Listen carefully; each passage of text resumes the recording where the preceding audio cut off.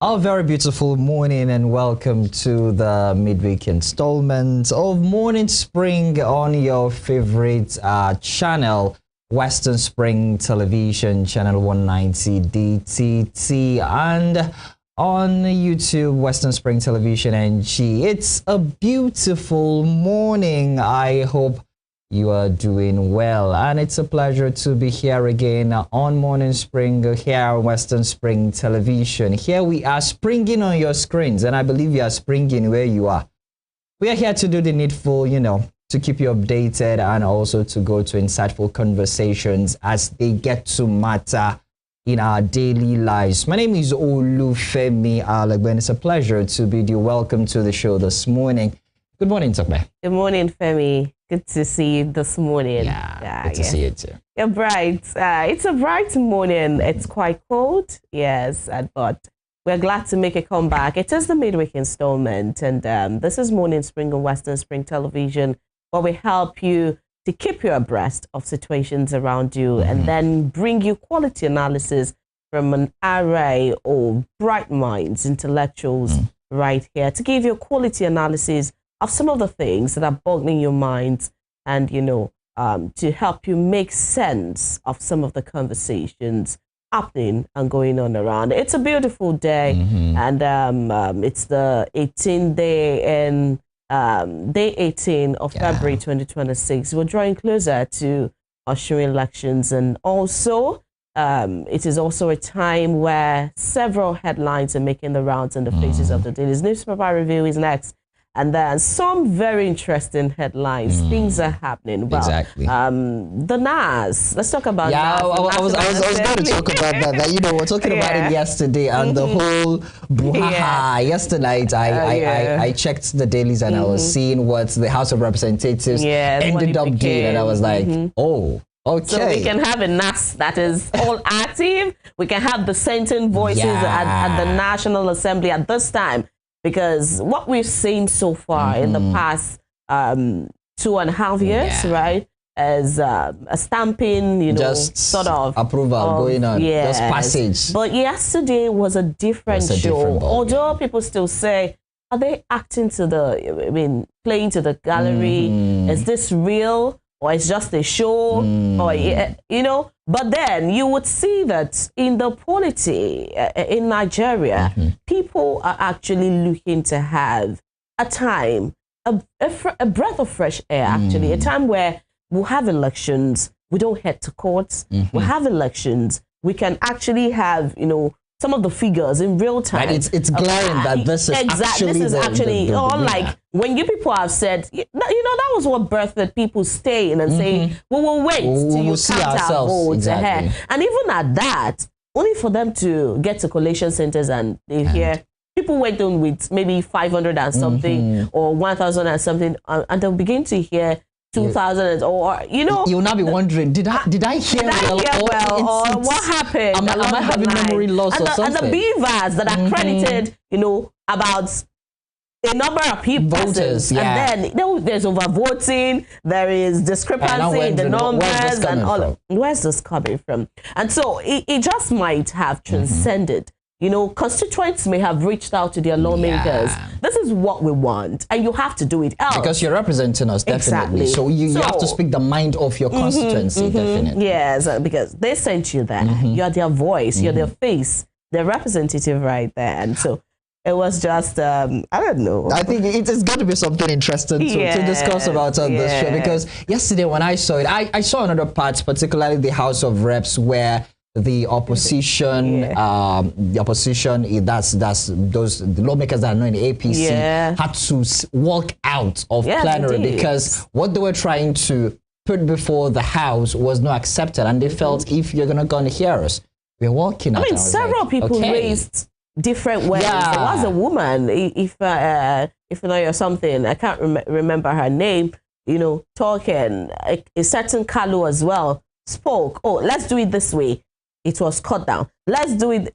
All of the suggestions were just meeting walls here and there. And at a point, they felt, oh, maybe we're not even a part of this gathering. Let's just, move on and move out, and on all of those. And then the reports that I saw on X handle of, I think, Peter B was saying that citizens who have the right, to lawful protest, right, peaceful protest, and then they were tear gassed. We're still talking about that that part of us that cannot accept, disagreements with people. The citizens cannot even, show their grievances. They cannot air their views. All of those things, you're already prepared for them. It has happened with this National Assembly thing, where they picketed the place, and then they didn't allow them to enter into the complex. They were blocked outside. And even at that, you still have, police with their high-handedness and all of those. But the tear gassing thing, what happened? Why? Those are the questions we begin to ask ourselves. And those are just the things. People are trying to say, this is what we want. This is what you should give us, and this is where we are. Which made me to remember what you said yesterday regarding, as much as you accept the praise, be able to accept the blame as well. Exactly. It's not just about the praise alone. Accept the blame when it comes. Be open to criticism, either good or the bad, so that you can be able to. It's almost like our leaders are shopping for this praise. They go shopping. You hear leaders. Minister of Works Dave Umahi was at the a joint session of the National Assembly, and he was saying, you should be praising us. You should, they go shopping, they lobby for the praise. Yeah, exactly. So if you can lobby the praise, you should be able to be. And we can't wait for you to lobby for our protest. At least be open to it. And those are just the issues that we are having. But we hope that we can get past all of this, and that this electoral review thing that we're having, you should see what was reviewed.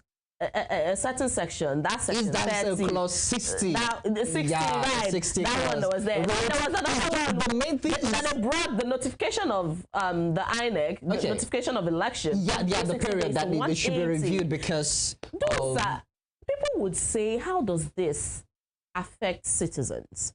The situations, the part of that constitution of the electoral reform of that, or of the electoral section of the constitution, that part of it, the parts that was reviewed ultimately, how does it affect the people? When you're talking about notification and all of those, probably INEC for logistics and the parties, so that people they can know, but the necessary primaries and all that. The fact that really affects voting outcomes, let's put it that way, the voting outcomes, it was not touched. So what exactly are you deliberating on? Are you for the people? Are you by the people? Because people begin to question, did I really put you in that seat? Are you the one?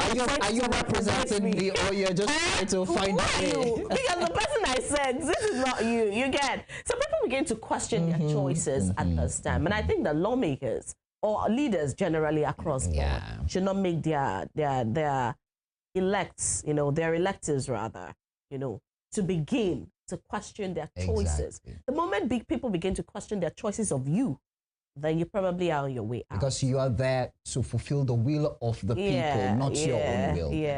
Well, I think we keep saying this, and I hope changes come. So it's not just going to be, we keep saying it day in, day out. The government, they can hear this.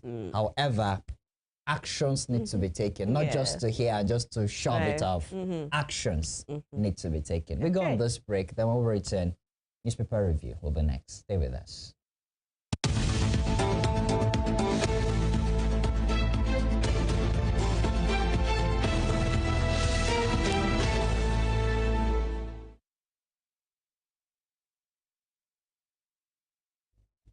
Morning Spring and Western Spring Television. You're welcome back to the show. And if you're just joining us, it's time for newspaper review, where we'll move through the papers, giving you some of the headlines making the face of the dailies. We begin with the Punch newspaper right here. And the banner headline says, 2027 elections, lawmakers protest as NAS okays e-transmission manual backup, right? And the rider says, outrage as Abaribe leads 14 senators in protest. Minority reps walk out. Minority reps walk out. It was interesting to watch, right there. Okay. And so look at this particular story here. You can see the pictures of France. And it says France faces new flood nightmare as waters surge. Femi, look at that site.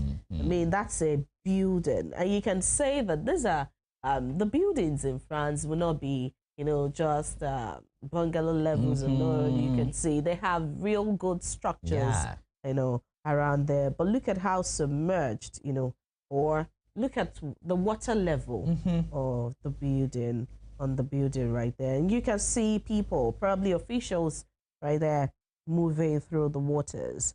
That's on Punch newspaper right there. All right. Ramadan Lent begin today across the globe. Ramadan Lent begin today across the globe. All right, people, faithful, Muslim faithful, Christian, the Catholic faith, they're going to be observing their own fasting period, a solemn time, for these people. All right. Ondo APC chair beaten as party meeting erupts in chaos. Ondo APC chair beaten as party meeting erupts in chaos. Beside that, NUPRC moves to end crude theft with first metering facility. NUPRC moves to end crude theft with first metering facility. Okay, beside the nameplates there, 432 billion naira probe. EFCC extends El-Rufai's detention as lawmaker pushes for bail. And just above that, Nigeria loses 1.73 trillion naira after missing OPEC quota. Right? Cash crunch. Ministers lament as 10 trillion naira capital funding stalls. As the rider, MDAs gets below 1 trillion naira for 2025 capital projects. Federal government relies on loans. When have they not? All right. These are the headlines on the Punch newspaper this morning. All right, so let's check the second paper for review this morning, and that'll be the Vanguard newspaper this morning with the banner headline 2027 reps cave in, back Senate on Electoral Act amendments, with multiple riders here. Minority caucus stage walkout over adoption of manual electronic transmission of results. Police tear gas protesters at NAS. Labour, civil society demand mandatory e-transmission. Senate reduces election notice to 300 days to enable INEC adjust timetable. Amechi opposition leaders merely grandstanding. That's coming from the Minister of the Federal Capital Territory there, a week. All right, other headlines still on the Vanguard. Release Kanu or return him to Kenya. Southeast monarch tells Tinubu. Lent Ramadan begin today. That's about. So I think this time I was saying something before we started the show, and we're saying for Christian faithfuls and Muslim faithfuls, everybody is starting the fasting. So nobody is saying the fasting is just for Muslims alone or for Christians alone. Everybody is fasting, although for Christians, it's not everybody that observes the Lent. There are some people have other periods of Lent, but we know at this time, either you're a Muslim faithful or a Christian, this is the time for fasting. So everybody is focused and minded on what they are expected to do. However, moving away from that, still on the Vanguard, above the banner headline there, we have a Tinubu, Trump, Harris, others mourn as U.S. civil rights leader J.C. Jackson dies at 84. Coming down still on the Vanguard there, Tinubu unveils Nigeria industrial policy, demands speedy implementation. You can check the details of that on page 9 of the Vanguard. Below that, you have Dangote signs a $400 million equipment deal to fast-track refinery expansion.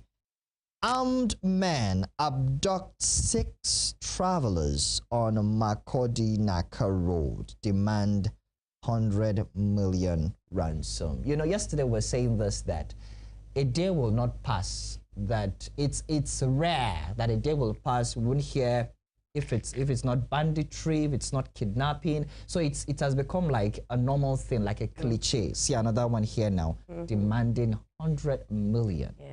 I mean, imagine, it's sometimes I just think about it, that what is the condition in which the families of this people will be at. Some persons are even trying to still find means of survival. Now you'll now be struggling to get money to ransom a family member. It's really a whole lot, and I just hope that and even we get in past Kwara, this. I don't know if it's recent. I mean, if it's part of the one that was recorded, the deaths that were recorded recently, or if this is a new development. About 30 Plateau indigenes were killed in Kwara community as well. You know, this thing is recurrent. It is persistent. And it's more like these people are saying, we throw it in your faces, do your worst. And the government is yet to pull out, you know, that courage to do the worst. Or is yet to really give that worst to these people where they are bombarded every day. Remember the Israeli war with Hamas, especially in, you know, in Rafah and all of those, you know, that part. It was a bombardment till the whole place was almost in, you know, in rubbles, or the place was even in rubbles, not almost. But my point is, now that's not to say that we wish for that kind of thing, but this is a war on terrorism, on banditry, on these people who have become terror and are now fugitives in our own, on our land, on our soil, because they're hiding in plain sight. Let's put it that way. This is Nigeria. We know our own landmass. We know our geography, right? And that's just, you know, that's a thing. This is Nigeria. We have this map. What is happening? This is Kwara. I mean, when I say you're looking for something in the world, it's not like a pin in the world. This is Nigeria. It has a geographical mass, you know, or a space. And then a state in this same Nigeria, you can map it out. And I think just looking for, let's have a bombardment. Just in Benue, as you're doing that in Benue, simultaneously be doing it in Kaduna, be doing it in Kwara, be doing it everywhere, so that they have no place to run to. At the end of the day, they know that this place is hot, is a hot spot, is a hot zone, and they move out of that. Which makes me to say this, that, you know, before the nomenclature is they are bandits, but now the nomenclature has changed to terrorist. So I think it's right time to gunmen. Okay. Some people will say, oh, God, don't there. Exactly. So, you know, from there we moved to bandits, and now the government has said, these people are terrorists. Then I think the proactive measures or the punishable, the force that needs to be put on terrorists should actually be weighed on them, so that this thing can just be nabbed and let off. And then the people see, there's a way it works with your psychology. When you know that someone is fighting your battles for you, the people see that, yes, you're for them, you're about them, and you're working on it. And that's just it. All right, still on the Vanguard newspaper here, Nigeria, others ignore our judgment. ECOWAS court laments. And moving to the upper strip there, still on the Vanguard. However, talking politics, Ondo APC chair beaten as party meeting erupts in chaos. NUPRC moves to end crude theft with first maternity. Right one there. All right. There's trying to check first. All right, moving away from there, we have this year Ramadan Lent begin today across the globe, and that's also a call again to Muslim faithfuls, wishing them a a beautiful Ramadan season. And these are some of the stories you can see on the Vanguard newspaper this morning. All right, this day newspaper has this to say. The banner headline says, Senate reopens Electoral Act. House rescinds decision. Aligns with upper chambers on transmission of results. Senate reopens Electoral Act. House rescinds decision. Aligns with upper chambers on transmission of results. Right there. All right, and this here, you can see the picture of protesters on the face of this day newspaper. Protests rock NAFDAC over sachet alcohol ban. You can see that that's not even the NAS now. This as a protest on NAFDAC soil there, and then over sachet alcohol ban. You can see that. Madam NAFDAC, don't be anti-government. NAFDAC should release products put on hold, right? The Honorable Minister of Health assigns the National Alcohol Policy. And here, the Honorable Minister of Health assigned the National Alcohol Policy. Those are the placards being held by protesters, as you can see it on this day newspaper right there this morning. All right, talking about the ban of sachet alcohol, we had this, was it last week or 2 weeks ago? But I think it was last week where a report came out and said that the government, the FG, has banned NAFDAC from going forward with the banning of the sachet alcohol before the DG of NAFDAC came to say that, no, the FG is not banning them on that. And I was like, okay.